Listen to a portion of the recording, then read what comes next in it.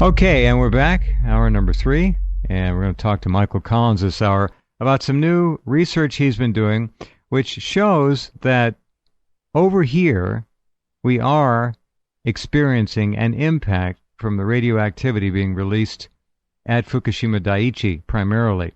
Now, the latest stories that are going up tonight show that at least 50 years, more than 50 years, will be required to begin to contain the radioactive release from Fukushima Daiichi. These are 2 new stories I'm getting ready to put up in another hour or 2. There's a lot going on, and Michael Collins is here to tell us about his research and what he has found. Hello, Michael. Welcome back. How are you? Good. Considering. Yeah, a little more radioactive than I was last week, I guess. You know. Right. That when you hear something like it's going to take 50 years for us to do it, that is pretty obvious code for we're not doing anything. Or that all that stuff you see us doing, like building those flimsy but kind of, impressive structures around the destroyed don't reactors they look nice? of Fukushima Daiichi. Nice and clean, and yeah, right. Nice and clean. You can't see all that wreckage, but you notice that there's a lot of venting on the top. That even though we do that, and even though we pulled just 2 fuel assemblies out of the spent fuel pond in reactor 4, and what are there, over 1,300 assemblies in that pool? Yeah. And if that thing crashes, as we've talked about many times, all bets are off. When you hear that it's going to take 50 years, and yet they're actually doing something, that says to me that they don't know exactly where the corium is, where the melted core is. They don't know what's melted down, melted through, melted gone. They don't have any idea in most cases. That's right. And so what we're left with is a public that is, slowly thinking, well, I guess it's okay.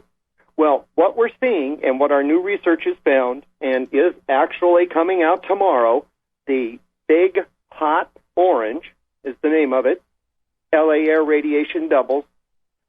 We've discovered not only different threads that we've pulled together to try to give people in the Golden State here in California and the rest of the country and Canada an idea of what's going on and how the danger to the population and to the environment in general keeps increasing. We've been able to look at several concepts of radiological contamination and its transport and come up with some things that are backed up by studies that were very hard to find that put together paint a situation where even in places like Southern California or the desert regions of western United States that have relatively low rainfall, our exposure to airborne fallout from Fukushima is still a big concern.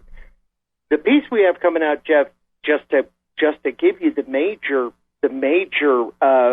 points that we go through, and it's a long one, and I know it's been long promised, but this does take a lot of time. Of course, we're talking about how in the recent period in Los Angeles we had a doubling in the alpha and beta readings of radiation versus the last period. It's also reflected in the U.S. EPA's radiation station somewhere in Los Angeles where they had a pretty substantial beta spike in a week in early July that kind of conforms to our higher radiation here. Now, we know what we're doing. There might be some people new to the program, but since March 15th, 2011, we've taken over 2,374 radiation tests, so we have a pretty good idea of what's going on here in Los Angeles. What will be coming out in the Big Hot Orange, we have new reports of high radiation in rains across America and Canada that we get into, that the numbers are astonishing. We've got hot rains now, Jeff, in southern Brazil, really hot rains that indicate Fukushima fallout is in the southern hemisphere. Southern Brazil, huh? Wow. Southern Brazil. Mm-hmm. We had high ambient air radiation in Australia off of Brisbane about half a year ago, and that was just ambient air, but it was sea mist, which we've discussed. Oh, yeah. Now we have, when people in LA think, well, it's not raining on us, We don't have 91 times background like St. Louis in their rain, knowing full well that anything over 3 times background is hazardous, according to the California Highway Patrol, and precipitate, so to speak, a hazmat situation. 91 times in St. Louis. Fact is, there are other ways that we're exposed to this radiation that are not any longer speculation. We've had Fukushima radiation detected in almonds, dried prunes, pistachios, and oranges, and also in Florida grapefruit. We've been looking at mutation, and you've been just great putting up links for folks to see about the mutating. But you can see the pictures. Look at the butterflies. Look at the vegetables. Look at the fruit. Look at the flowers. This is no joke. These are major genetic mutations. The damage is quite observable. Scientists in Japan are studying these literally all day, every day that they're in session in their schools and universities and laboratories. They're trying to map this continuing explosion of genetic damage from the Fukushima radioactivity. All these isotopes are going all over Japan. We've talked about thyroids. We've talked about children in the Fukushima prefecture who are not growing at a normal rate anymore. They're smaller than they should be already. We've talked about people with teeth falling out, nosebleeds, hair falling out. Yoshi Shimatsu has talked about people with burns on their skin, literally from handling radioactive mussels that you catch and eat on the seashore. You talked about that last week when he was on the program.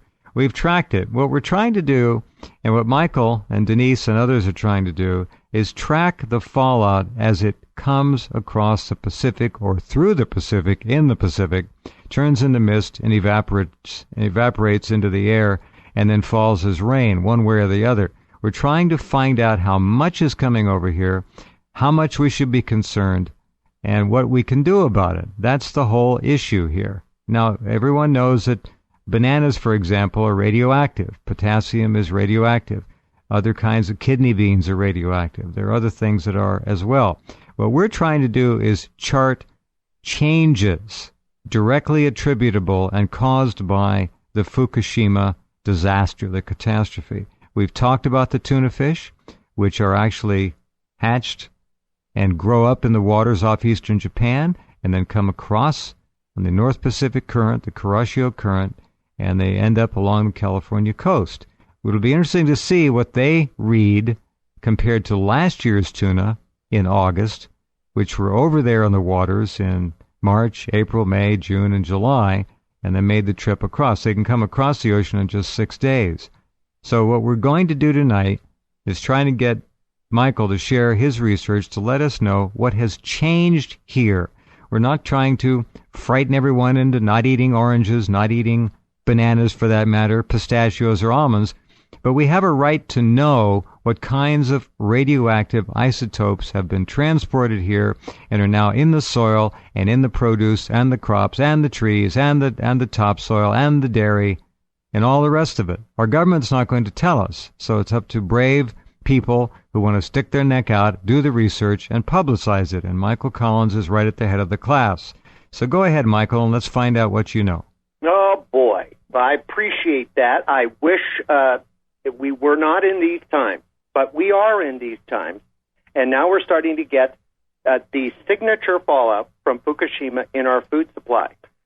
We have seen high radiation in almonds, dried prunes.